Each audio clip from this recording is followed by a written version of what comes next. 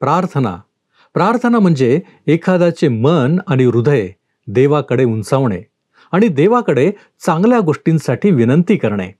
काय आम्ही आमचे मन आणि हृदय देवाकडे उंचावतो?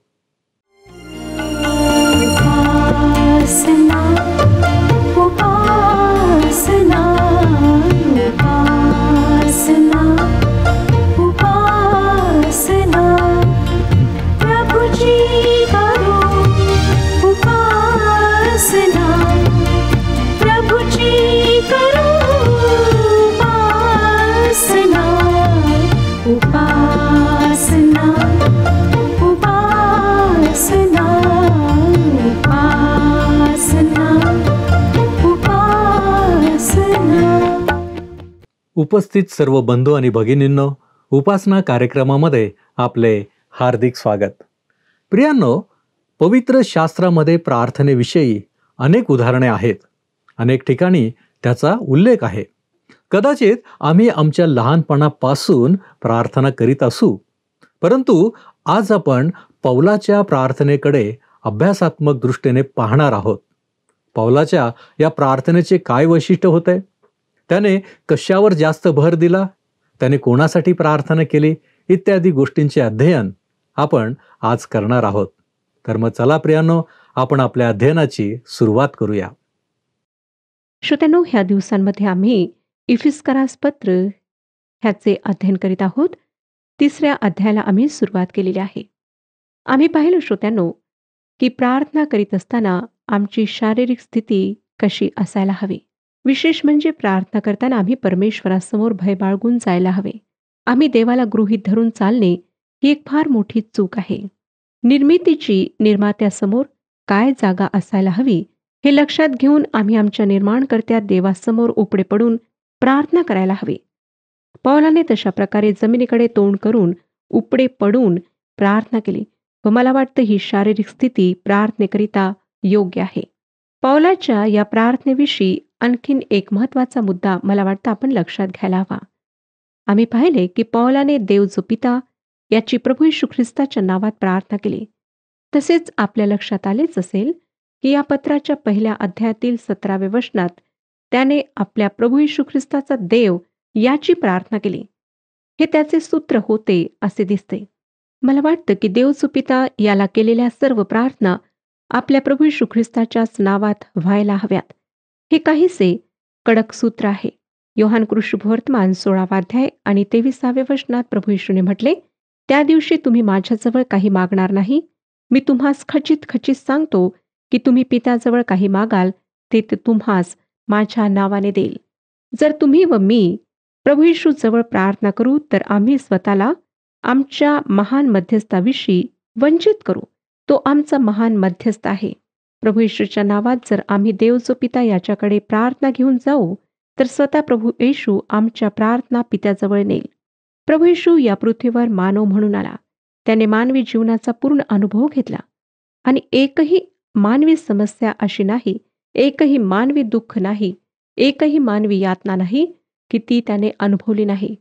आणि म्हणूनच आमच्या वतीने परमपित्याजवळ मध्यस्थी करण्याकरिता तो समर्थ आहे.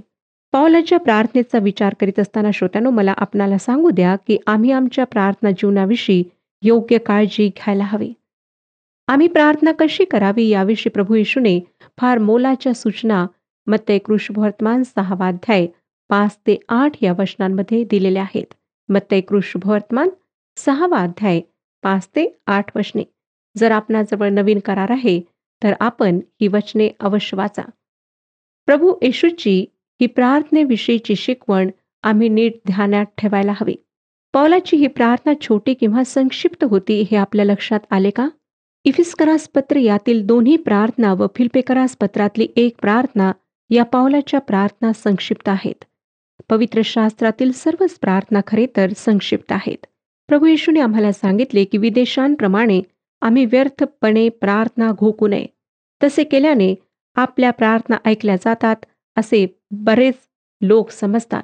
त्यांना असं वाटतं की अशा प्रकारे प्रार्थना केल्यानेच परमेश्वर आमच्या प्रार्थना ऐकेल.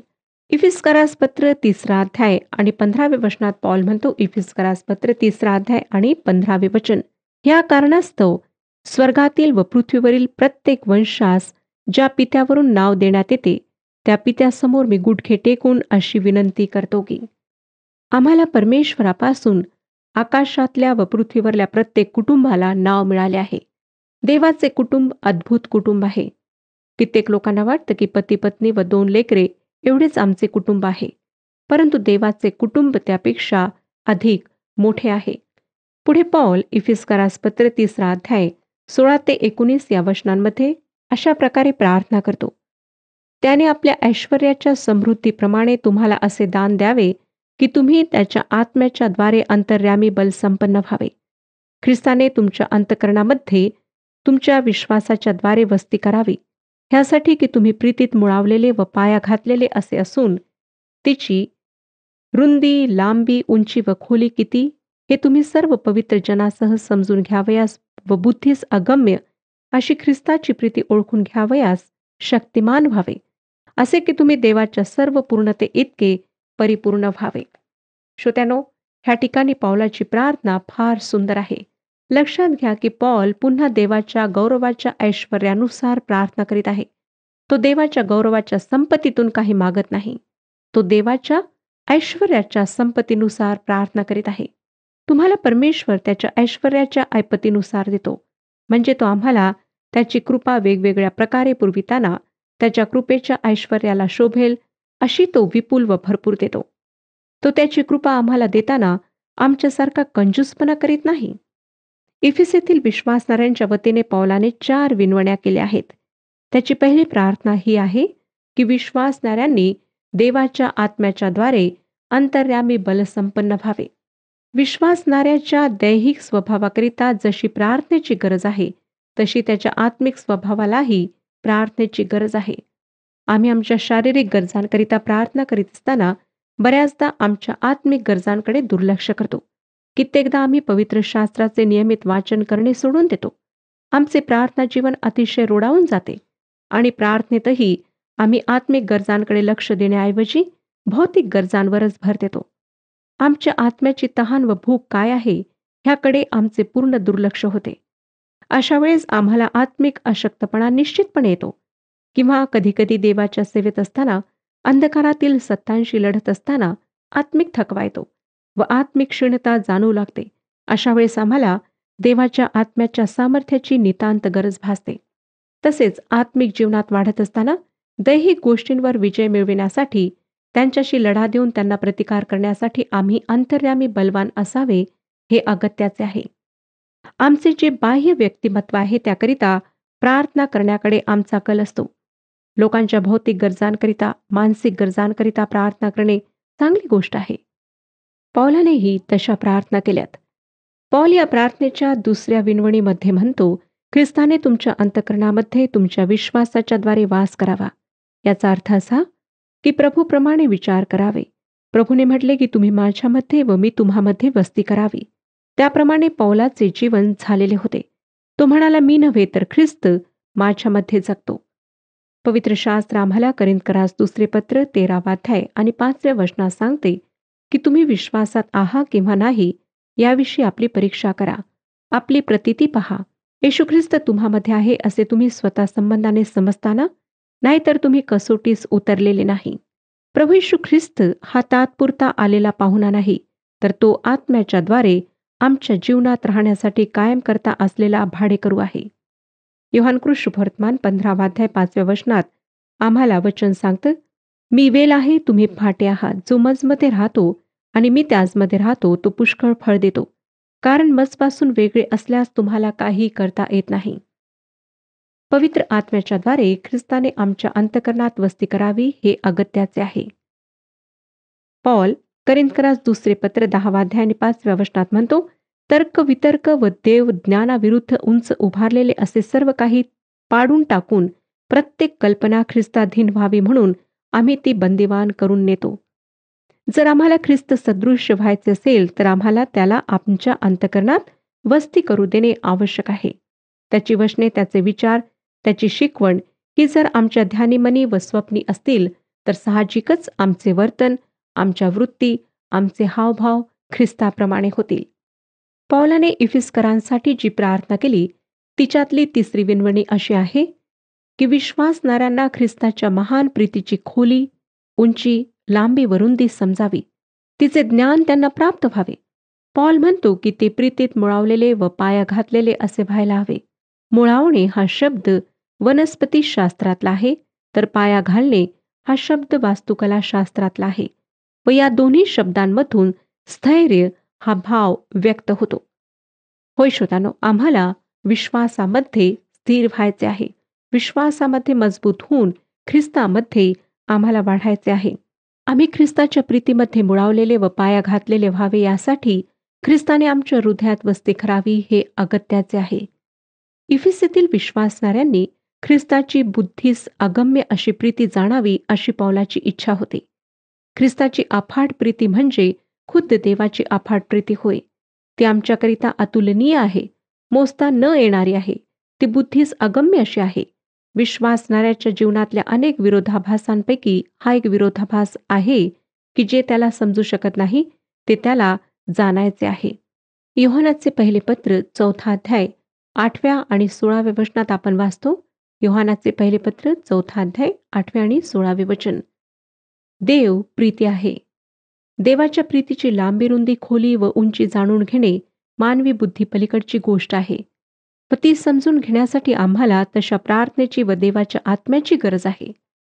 तुम्ही जर तारणाच्याद्वारे स्पष्टपणे व्यक्त झालेल्या देवाच्या प्रीतीचा अनुभव घेतला असेल तर तुम्हाला प्रतिदिनी देवावर विसंबून राहत असताना त्याच्या कोमल प्रीतीचा अनुभव निश्चितपणे प्रतिदिनी येतच असेल. ख्रिस्ताची देवाची प्रीती इतकी रुंद आहे की ती संपूर्ण जगापर्यंत पोहोचू शकते. प्रभुराया धाव माझ्या गुरुराया धाव रे. प्रभुराया धाव माझ्या गुरुराया धाव रे. प्रभुराया.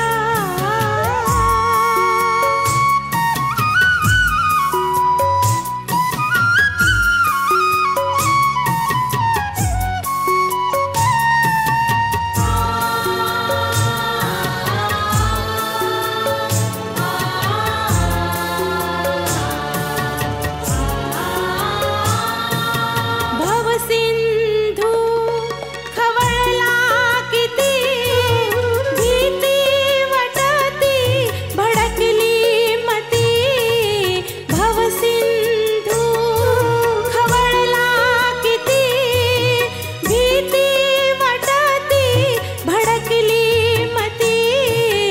येऊनी यवारे प्रिय येशू धाव रे. प्रभुराया धाव माझ्या गुरुराया धाव रे. प्रभुराया.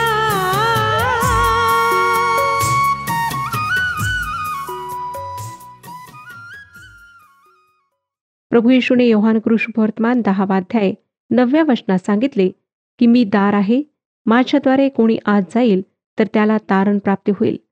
तसेच तो योहान कृष्णवर्तमान 6 अध्याय 37 वचनात म्हणतो, जो मजकडे येतो त्याला मी घालविणार नाहीच. एकही अपराधी असा नाही की परमेश्वर प्रीतीने त्याला आपल्याजवळ घेऊ इच्छित नाही. देवाची प्रीती सर्वांना व्यापणारी आहे. फक्त प्रश्न हा आहे की अपराध्यांनी पश्चातापी होऊन ख्रिस्ताद्वारे व्यक्त झालेली देवाची प्रीती स्वीकारावी. पाटाचे पाणी पिकाला दिल्या जाते तेव्हा ते चाऱ्यांमधून वाहत असताना आपल्या दोन्ही बाजूच्या काठांना भिजवते व त्या काठावर उगवणाऱ्या गवताला जीवन देते. तशी देवाची प्रीती आहे. त्यानंतर पॉल देवाच्या प्रीतीची लांबी या विश्वासणाऱ्यांना समजावी अशी प्रार्थना करतो. जगाच्या स्थापनेपूर्वी कोकऱ्याचे अर्पण होणे यापासून तर सर्वकालच्या कधी न संपणाऱ्या युगापर्यंत देवाच्या प्रीतीची लांबी आहे. म्हणजे सर्व कालापासून ते सर्व कालापर्यंत कधीही खंड न पडलेली अखंड अशी देवाची प्रीती आहे.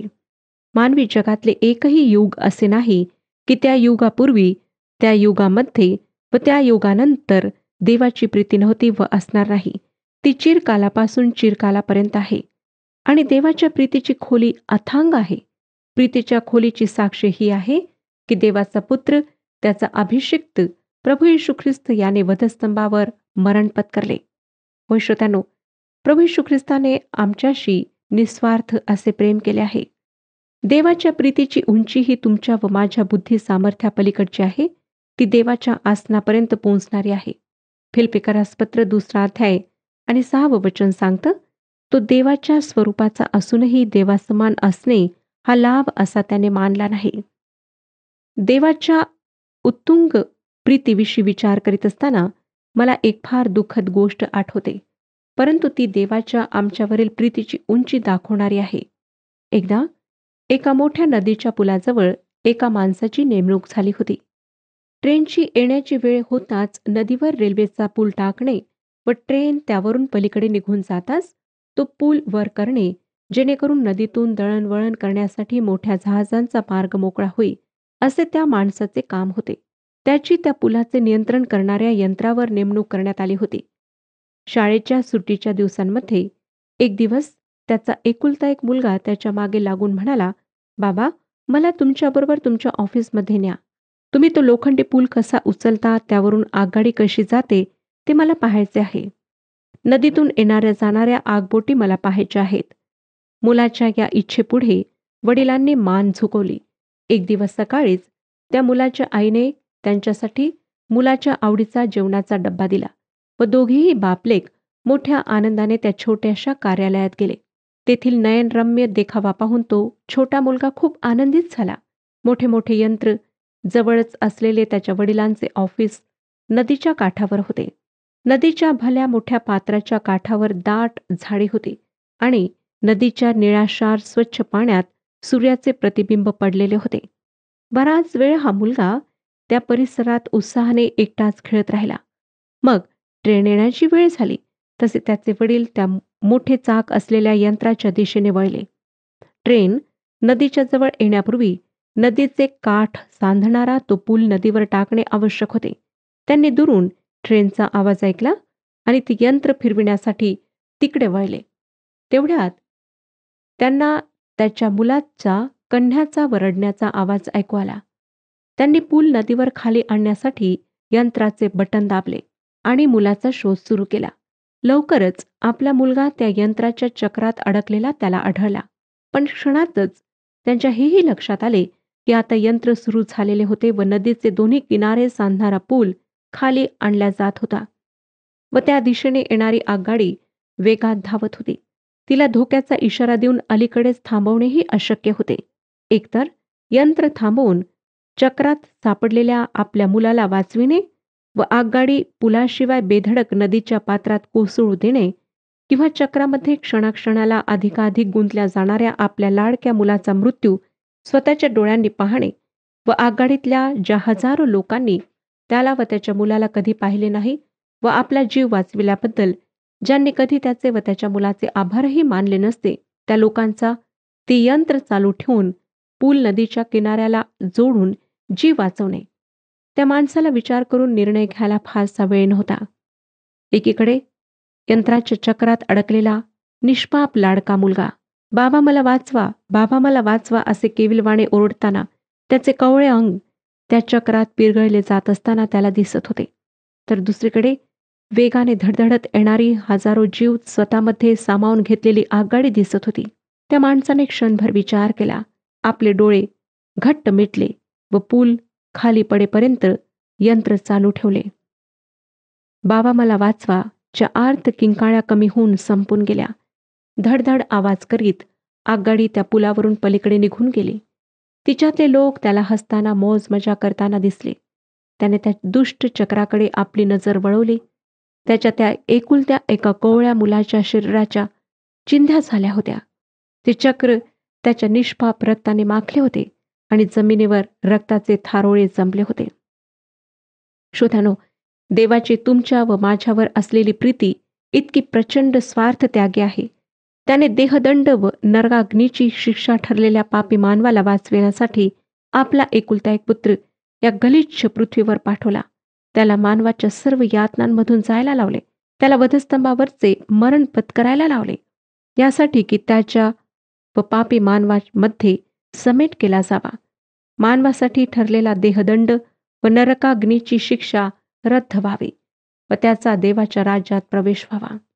श्रोत्यांनो, मानव म्हणून येशू ख्रिस्त जेव्हा त्या वधस्तंभावरचे मरण पेलणार होता, तेव्हा त्याला असह्य वेदना झाल्या. पवित्र शास्त्र आम्हाला सांगते की त्या मरणाच्या संदर्भात प्रार्थना करीत असताना येशूला मरणप्राय वेदना होत होत्या. पवित्र शास्त्र लुकृश वर्तमान 22 44 वचनात येशूविषयी सांगते की मग अत्यंत विवळ होऊन त्याने अधिक आग्रहाने प्रार्थना केली. तेव्हा त्याचा घाम रक्ताचे मोठमोठे थेंब भूमीवर पडावे असा पडत होता. एवढ्या टोकाच्या यातना होत असतानाही तो आपल्या प्रार्थनेत म्हणाला, हे बापा, तुझी इच्छा असली तर हा प्याला मजपासून दूर कर, तरी माझ्या इच्छेप्रमाणे नको, तुझ्या इच्छेप्रमाणे होऊ दे. आणि त्याने देवाच्या इच्छेसमोर आपली मान झुकवली. शेवटी वधस्तंभावर त्याच्या हातापायात खीळ ठोकलेल्या अवस्थेत असताना वेदनांनी व्याकुळ होऊन त्याने प्रभू पित्याला हाक मारून म्हटले, एलोई एलोई लमा सबक्तनी, म्हणजे माझ्या देवा तू माझा त्याग का केला? प्रिय श्रोत्यानो, देवाची प्रीती अशी उत्तंग आहे. या वेदनामयी मरणाचे वर्णन तुम्ही अनेकदा ऐकले असेल, वाचले असेल, किंवा कदाचित तुम्ही ते पहिल्यांदाच ऐकत आहात. मानवाला पापाच्या बंधनातून वाचविणाऱ्या, पापाचे सामर्थ्य व पापाची समक्षता यातून सोडविणाऱ्या देवाच्या या महान प्रीतीला तुम्ही कसा प्रतिसाद देता? त्याने आमच्यावर एवढी अप्रतिम प्रीती केली व आम्हाला सोडविण्यासाठी, आमचे तारण होण्यासाठी आपल्या पुत्राला आमच्याऐवजी शिक्षा केली व आमची दैवी शिक्षेतून मुक्तता केली. कृपेने आमच्यासाठी तारण उपलब्ध केले. त्याविषयी तुम्ही त्याला काय देता? लक्षात घ्या की देवाला तुमचा पैसा, तुमचे श्रम यांची गरज नाही. त्याला तुमच्या हृदयाची गरज आहे. त्याच्या प्रीतीला तुम्ही तुमच्या प्रीतीनेच प्रतिसाद द्यावा याची गरज आहे. असे म्हणू नका, सध्या मला या गोष्टींविषयी विचार करायला वेळ नाही. 60च्या आसपास आल्यावर मी त्याविषयी विचार करेन. कारण मानवी आयुष्य पाण्याच्या बुडबुड्याप्रमाणे आहे. कदाचित तितके वर्ष तुम्ही जगणारही नाही. मी फार व्यावहारिक रीतीने बोलते, पण या गोष्टी अगत्याच्या आहेत. एखाद्याने आपला प्राण माझ्यासाठी अर्पण केला हे मला समजले तर ते ज्ञानच माझ्या अंतःकरणात त्या व्यक्तीसाठी प्रीती निर्माण करेल. देवाच्या उच्च प्रीतीचा प्रतिसाद प्रीतीनेच द्यायला हवा. त्यासाठी विचार करीत बसण्याची गरज नाही. त्यासाठी किंमत मोजत बसण्याची गरज नाही की स्वतःचे फायदे मोजत बसण्याची गरज नाही. कारण ही एक सर्वसाधारण समजण्याची गोष्ट आहे की ज्याने आमच्यासाठी स्वतःचा पुत्र देखील राखला नाही, तो आम्हाला लागणाऱ्या इतर गोष्टीही निश्चित पुरवेल व पवित्र शास्त्रही आम्हाला तेच सांगते. देवाच्या उत्तुंग, अथांग, अमर्याद व अव्याहत प्रीतीला तुमच्या प्रीतीच्या समर्पणाने प्रतिसाद द्या. फक्त तारणाची, स्वर्गातील प्रवेशाची खात्री व सार्वकालिक जीवनाची आशा एवढेच ख्रिस्ती जीवन नाही. ख्रिस्ती जीवन अत्यंत साहसी व समृद्ध अशा अनुभवाने, देवविषयक ज्ञानाच्या ऐश्वर्याने भरलेले आहे. जमिनीत रोवलेल्या बीजाने मूळ धरावे, अंकुरावे, वाढावे, त्याला शाखा फुटाव्यात व योग्य समयी त्याने फळ द्यावे, हे नैसर्गिक आहे, होय ना श्रोत्यानो? परंतु त्यासाठी त्या मुळांना पाण्याच्या शोधात आजूबाजूला पसरण्याची गरज असते. मुळे जमिनीत जितके खोलवर पसरतात तितके जमिनीवर झाड मजबूत व उंच वाढू शकते. येणाऱ्या वादळांना उखडले न जाता पैलू शकते. प्रिय श्रोत्यांनो, तुम्हाला जर ख्रिस्ती जीवनात वाढायचे असेल तर फक्त ख्रिस्त माझा तारणार आहे एवढे म्हणून चालणार नाही, तर त्याच्या अधिक सन्निध चालावे लागेल. त्याच्या दृष्टिकोनातून जगाकडे पाहायला शिकावे लागेल. त्याच्या पावलावर पाऊल टाकून आज्ञाधारकपणे वागावे लागेल. त्याच्यावरची प्रीती वाढावी, आमची त्याच्यामध्ये वृद्धी व्हावी व आमच्या स्वचा ऱ्हास व्हावा अशी इच्छा करून तशा प्रार्थना कराव्या लागतील. तरच तुमचे ख्रिस्ती जीवन, विश्वास, अनुभव, देवाचे सान्निध्य यामध्ये समृद्ध व प्रौढ बनेल. नाहीतर तुम्ही वर्षानुवर्षे नुसत्या तारणाला व सार्वकालिक जीवनाला फक्त धरून बसलात तर वाढ खुंटलेल्या, खुरट्या व फळ न देणाऱ्या झाडासारखे बनाल. असल्या जीवनाचा प्रभूला काय फायदा? जे जीवन जिवंदात्या देवाला गौरव देत नाही ते निरर्थक आहे. म्हणून तुमच्या प्रार्थना तुमच्या आत्मिक जीवनाविषयी असू द्या. तुम्हाला भौतिक गरजा आहेत हे प्रभू परमेश्वराला ठाऊक आहे. आता आपण ह्या अध्यायाची शेवटली 2 वचने वाचूया, 20 आणि 21 वचने. जास्तीत जास्त, अर्थात आपल्या मागण्या किंवा कल्पना ह्या पलीकडे आपल्यामध्ये कार्य करणाऱ्या शक्तीप्रमाणे अधिकाने कार्य करावयास जो समर्थ आहे, त्याला मंडळीमध्ये व ख्रिस्त येशूच्या ठायी पिढ्यानपिढी युगानुयुग गौरव असो. आमेन. ही वचने ईशस्तवन आणि आशीर्वाद दोन्ही आहेत व या वचनासह पॉल या प्रार्थनेची समाप्ती करतो. तसेच या वचनांबरोबर या पत्राचा पहिला भाग संपतो. ही सुंदर आत्मिक स्तुती आहे व या स्तुतीवर भाष्य करणे म्हणजे तिचे सौंदर्य बिघडवण्यासारखे आहे. परमेश्वर त्याच्या लोकांना जी आत्मिक दाने द्यायला तयार आहे, त्याच्या वस्त्राला स्पर्श करणे आपल्याने शक्य नाही. ही गोष्ट अद्भुत आहे की तो आम्हाला अतिशय विपुलतेने द्यायला तयार आहे. तो खरोखर किती चांगला आहे व त्याच्या समोर आम्ही किती शुद्ध आहोत. त्याचे सर्व आशीर्वाद आम्ही सामावून घेऊ शकत नाही. श्रोत्यानो, मला खात्री आहे की या अध्ययनाद्वारे आपणा सर्वांना आशीर्वाद प्राप्त झालेला आहे. या पुस्तकाच्या पहिल्या भागाचा म्हणजे 1 ते 3 या अध्यायांचा अभ्यास आपण संपवला आहे. हा विभाग सिद्धांताविषयी आहे. त्यानंतरचा दुसरा भाग 4 ते 6 या अध्यायांचा व्यावहारिक गोष्टींविषयी आहे आणि त्याविषयी पुढच्या कार्यक्रमामध्ये आपण शिकणार आहोत. परमेश्वर आपणा सर्वांस आशीर्वाद देव.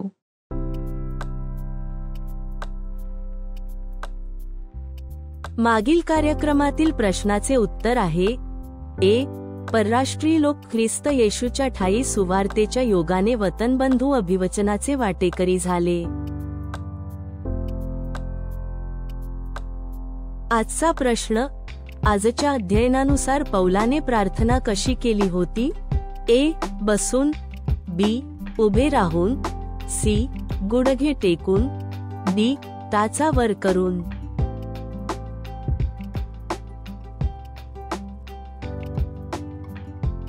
प्रियांनो, या प्रश्नाचे उत्तर उद्या सकाळी 6 वाजण्याच्या आधी पर्याय ए, बी, सी किंवा डी लिहून आपले नाव, पत्ता आणि ठिकाण यासोबत मोबाईल नंबर 7021474742 वर SMS किंवा व्हॉट्सॲप करा. प्रियांनो, आज आपण पौलाच्या प्रार्थनेचे अध्ययन केले आहे. माझी खात्री आहे की प्रार्थनेविषयी आपणास बरेच काही समजले असेल. त्याच्या प्रार्थनेची सुरुवात, मागण्या आणि शेवट या सर्व गोष्टी खरोखर अनुकरण करण्याजोग्या आहेत. प्रियांनो, आपण विचार करू की आम्ही प्रार्थनेमध्ये देवाच्या समोर कसे जातो. काय आम्ही पौलाप्रमाणे देवासमोर स्वतःला प्रार्थनेमध्ये सादर करतो? आवश्यक असलेली नम्रता आमच्यामध्ये असते काय? आपण प्रार्थना करू. आमच्यावरती दया आणि कृपा करणारे आमच्या महान प्रेमळ परमेश्वर देव बाप्पा, आम्ही तुझे आभारी आहोत यासाठी की प्रभूजी तुझी कृपा तू आमच्यावरती आजही करीत आहेस. आणि बाप्पा, तुझी इच्छा आहे की तुझ्या लेकरांनी तुझ्याबरोबर बोलावं आणि म्हणूनच प्रभूजी प्रार्थनेच्या द्वारे तू आम्हाला ही संधी दिलेली आहेस. प्रार्थनेमध्ये प्रभूजी आम्ही तुझ्यासमोर नम्रतेने यावं आणि प्रभूजी आम्ही तुझ्याबरोबर बोलावं, तुझ्याकडे आम्ही विनंती करावी, प्रार्थना करावी आणि या सगळ्या गोष्टींच्या द्वारे प्रभूजी तुझं गौरव व्हावं. कारण प्रभू परमेश्वर देव बाप्पा, आम्ही तुझ्याकडं मागावं ही देखील तुझी इच्छा आहे. यासाठी की बाप्पा त्या मागण्या तू आम्हाला पुरवतोस याचा देखील आम्ही अनुभव घ्यावा आणि ही साक्ष आम्ही इतरांसमोर ठेवावी. आणि म्हणूनच प्रभू परमेश्वर देव बाप्पा, योग्य रीतीनं प्रार्थना करण्यासाठी आम्ही शिकत आहोत. तू आम्हाला सहाय्य कर. तारणारा प्रभू येशू ख्रिस्त याच्या गोड आणि गौरवी नावात ही प्रार्थना करतो म्हणून तू ऐक. आमेन. आपला प्रभू येशू ख्रिस्त याची कृपा तुमच्या आत्म्याबरोबर असो.